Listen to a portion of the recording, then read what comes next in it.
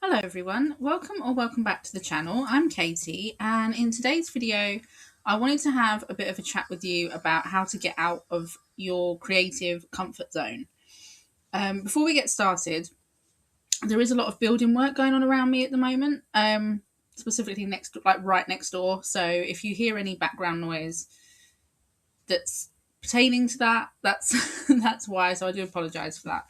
But yeah, how to get out of your creative comfort zone. So I'm currently in the process of recovering from a period of psychological from the relationship that I was in. And as a result of that, I've been finding that a lot of days have been like climbing Mount Everest, which is why I decided to do a painting of Mount Everest, which is step one of getting out of your creative comfort zone, is to paint a subject matter that you wouldn't normally paint, um, or collage, or whatever your medium is. Now, I usually gravitate towards portraits. That's just something that I really enjoy doing. But sometimes, when you are doing the same thing over and over again, which is important to do to help find style and stuff, but it can get a bit repetitive, and sometimes you want to stretch out a bit and do something else. And doing a painting of Everest, there's also a song by Hailstorm called Everest that I've been listening to a hell of a lot, which also inspired this. Yeah, painting Everest has got a very sort of strong meaning for me at the moment, and that's something else that can help get you out of your creative comfort zone, is to perhaps not. I'm all for making art for art's sake, because sometimes you just, if it is your hobby, sometimes you just want to do it and not have any meaning behind it. But sometimes if you do have um, that sort of added layer, it can help push you out of what you're used to and help you create different things. Um, so yeah, that's my roundabout way. Use a different subject matter. Secondly, is use a art supply that you are not used to using, or that you are absolutely brand new to using. This for me is the Himi, I think you pronounce it Himi, jelly gouache. I've used gouache before, but either out of tubes or like dry pans. I've made like the dry pans myself. Um, so this was completely new to me, and I'd seen this gouache around quite a lot, and was very excited by all the lovely bright colours that are in there. And I was in my local Home Sense a couple of weeks ago, and it's just so happened to be on the shelf, and it just so happened to be half price. So I was like, "Yep, you're coming with me. You're coming with me." Um, so yeah, using this jelly gouache has been really definitely a learning curve, and using gouache in general, because although I have used it before, I haven't used it a lot. If you don't know what gouache is, it's basically an opaque matte watercolor. Um, and I've found that I have been using it a lot when I've been wanting to use like acrylics, and maybe right over the top and do like some more mixed media. If I can get me words out. Oh, it's been a day. Um, I've been using it more for like mixed media projects and stuff, where I've wanted to have like that really bright color. But I've also wanted stuff to be matte. I've been gravitating towards the gouache rather than my acrylics, which has been interesting. Um, and the brushes that I'm using are also Himi gouache brushes, because they also happen to be on the shelf. So I thought, why not? And that is one tip I will give you, actually, because I have always struggled with using gouache, with getting sort of like the amount of water right to mix in with them, and like getting the texture of the paint right. And it really helps if you use, surprise, if you use brushes that are for gouache, because before I was using either watercolor or acrylic brushes, And the watercolor brushes are usually far too soft, and the acrylic brushes are usually far too coarse, so it's really difficult to blend and get like the textures and stuff that you want.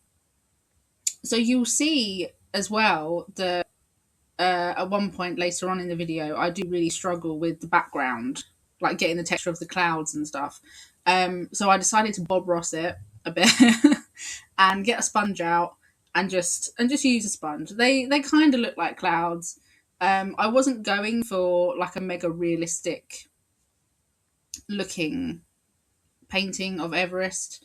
The style of art that I do is very much illustrative anyway.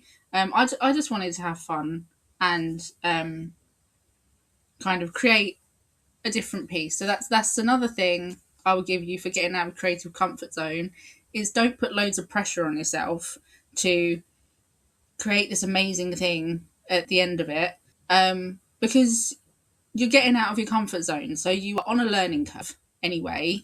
You're using different supplies. You're painting a different subject matter. Like don't get so hard on yourself to create this awesome thing at the end of it. That's not always what art is about. It's a happy coincidence if it tends to happen, but that's not always what art is about. And usually, the most important art that we make is stuff that doesn't come out how you want it, because that's how you've learned. I mean, this painting didn't come out how I wanted it to come out, but I learned so much through doing this, and I'm really excited to carry on using the gouache again. So yeah, I'll probably have a bit of a chat to you now about some gouache tips that I have picked up on my short stint with using gouache. If you put a layer of pink down first, either like I used fluorescent pink. It was De La Rowney fluorescent pink acrylic paint for this one. I just used a very thin wash of it. I have also used, for another page in my art journal that I did, I used I don't know how you pronounce it. Is it PBO? Pabo? I don't know how you pronounce that brand name. Matte magenta acrylic paint. I did a thin wash of that. And the pink helps to just like, I don't know, it helps to bring the colours out more. You can also use opera pink gouache, which I haven't got any of, which I need to get some, but I have been told that that is very, very good to use as a base layer. It somehow like makes the colours react a different way. It just makes them pop. So if you want to get more saturation with the gouache, I would suggest doing a pink layer first, because I didn't know that before, and now that I've started doing it, I've been using gouache a hell of a lot more. So there we are. So I hope that this video helps you do something that gets you out of your I really cannot talk today. Out of your creative comfort zone. So just to go over the couple of points again. We've got painting a subject matter that you're not normally used to. For me, that is landscapes. For you, that might be something else, but for me, that is definitely landscapes. Three, I can't even count now. Two, use a supply that is new to you or that you are not used to using. For me, that is gouache. It has inspired you to pick up some gouache. Maybe if you've got some lying in your stash, like use your supplies. What was the third one? Oh, not to get down on yourself over what you create, because the whole point of getting out of your creative comfort zone is learning. And also, another thing you could do as well is perhaps use a substrate that you're not used to using. So,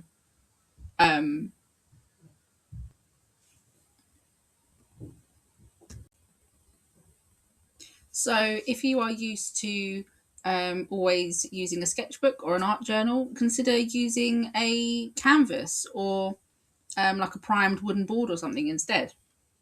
that might be my next getting out of a creative comfort zone project. So I hope that this video has inspired you and encouraged you to get out of your creative comfort zone and to make some art today. If you enjoyed this video, please consider subscribing to my channel and leave me a comment down below about any tips that you would like to share about getting out of your creative comfort zone. And I hope to see you next time. Bye.